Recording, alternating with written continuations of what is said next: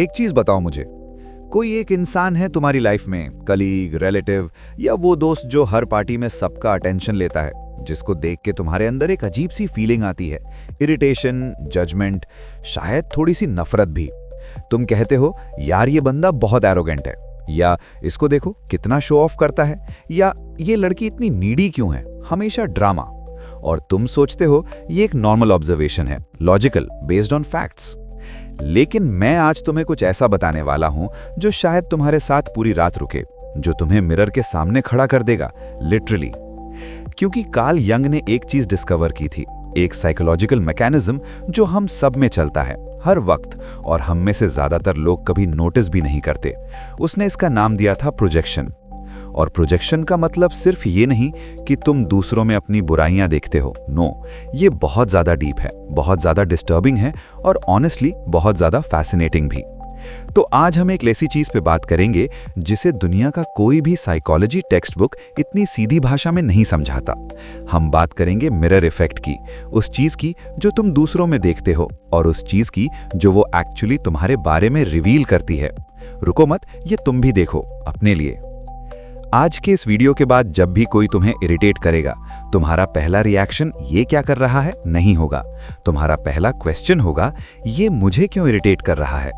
ये एक छोटा सा शिफ्ट है, लेकिन ये शिफ्ट तुम्हारी रिलेशनशिप्स बदल सकती है, तुम्हारा अपने आप के साथ रिलेशनशिप बदल सकती है, और ऑनेस्टली ये तुम्हें उन लोगों को समझने का एक ऐसा टूल दे सकती है जो नॉर्मली समझे ही नहीं जाते।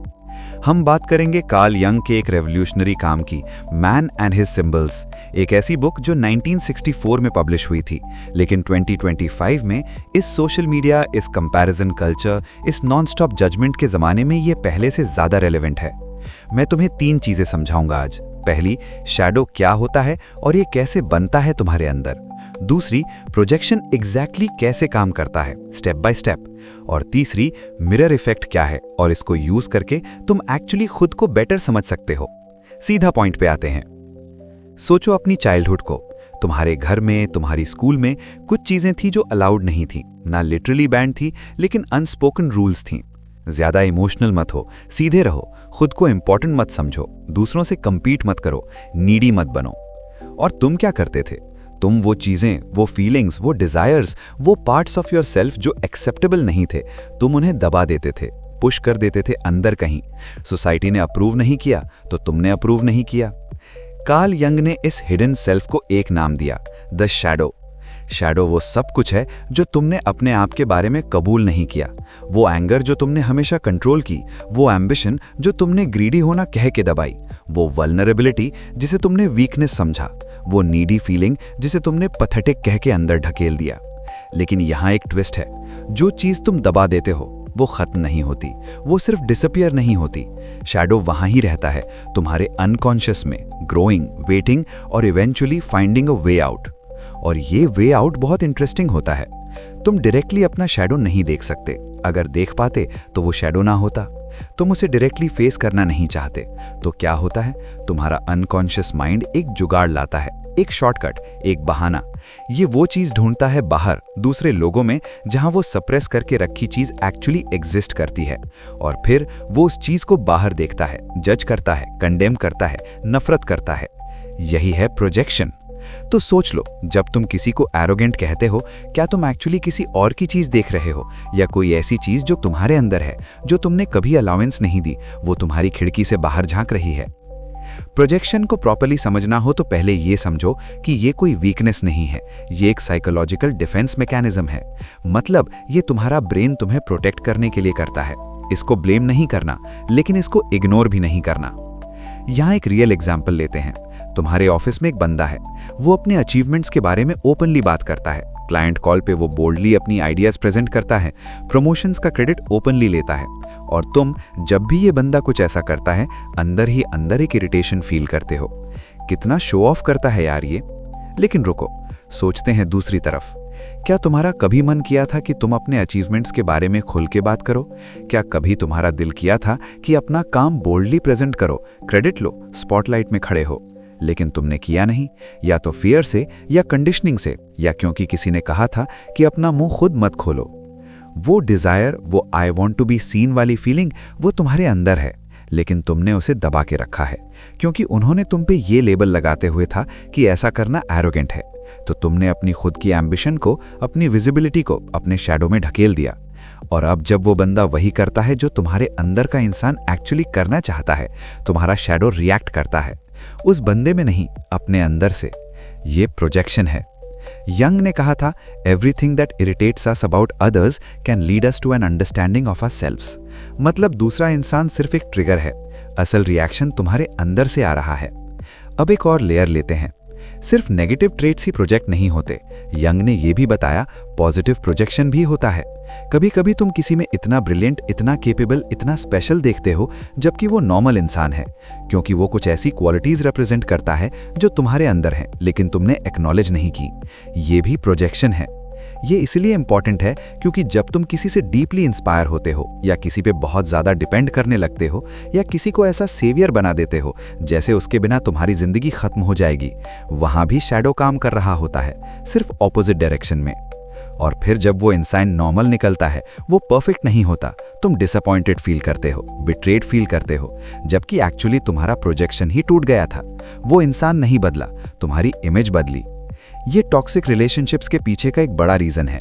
हम दूसरे इंसान को नहीं देखते, हम उसके ऊपर अपना प्रोजेक्टेड इमेज देखते हैं, और जब वो इमेज रियलिटी से मैच नहीं करती, रिलेशनशिप टूट जाती है। अब एक स्टेप और डीपर जाते हैं। तुम अपना शैडो बार बार एक स्पेसिफिक टाइप के इंसान में प्रोजेक्ट करते हो। यंग ने इसको हुक कहा।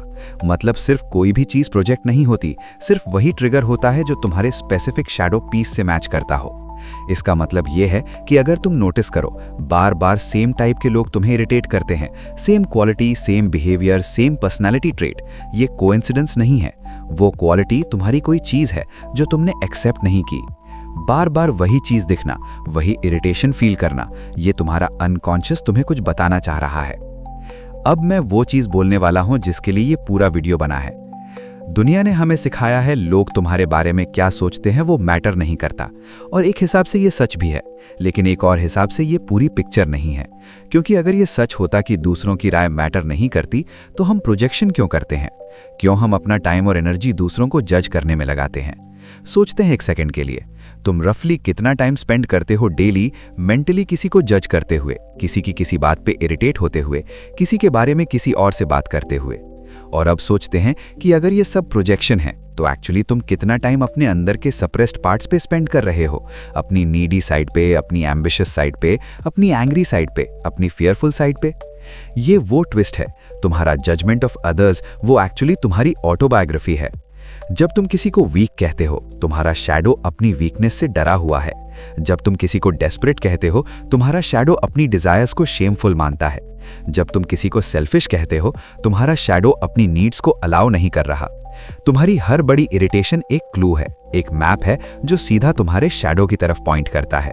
और यही मिरर इफेक्ट है। दुनिया एक मिरर है जिसमें तुम खुद को देखते हो, लेकिन तुम सोचते हो कि दूसरों को देख रहे हो।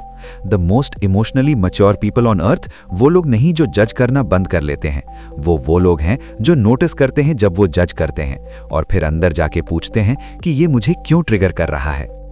मैं तुम्हें एक लास्ट चीज बोलना चाहता हूं। कार्ल यंग ने एक और बात कही थी। उसने कहा था, one does not become enlighten by imagining figures of light but by making the darkness conscious.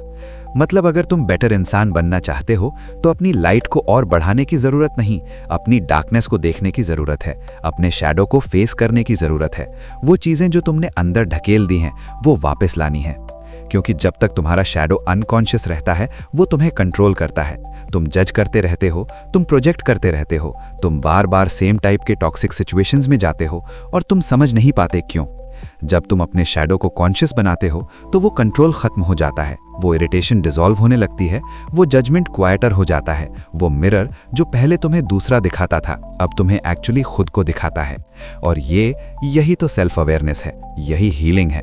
तो आज रात जब तुम किसी के बारे में सोचोगे और एक नॉट फील होगी, एक इरिटेशन, एक जजमेंट, एक नफरत, रुको, एक सेकंड रुको और एक सीधा सवाल अपने आप से पूछो, क्या इस इंसान में जो मुझे दिखता है, क्या वो मेरे अंदर भी कहीं है? ये क्वेश्चन अनकंफर्टेबल होगा, बिल्कुल होगा, लेकिन ये वही क्वेश्चन है जिसको कार्ल यंग ने the beginning of real self knowledge कहा था। दुनिया एक मिरर है और जो तुम्हें दूसरों में सबसे ज्यादा दिखता है वो अक्सर वही होता है जिसे तुम अपने अंदर देखने से सबसे ज्यादा डरते हो। तुमने आज अपना मिरर देखा, अब डिसाइड तुम्हें करना है क्या तुम एक्चुअली देखना चाहोगे जो वो दिखाता है। आपकी क्या ओपिनियन है इस टॉपिक पर? सही या गलत नीचे लिखो। अगर वीडियो पसंद आया तो लाइक और शेयर करना मत भूलना। मिलते हैं ऐसे ही किसी दूसरी वीडियो में। Take care.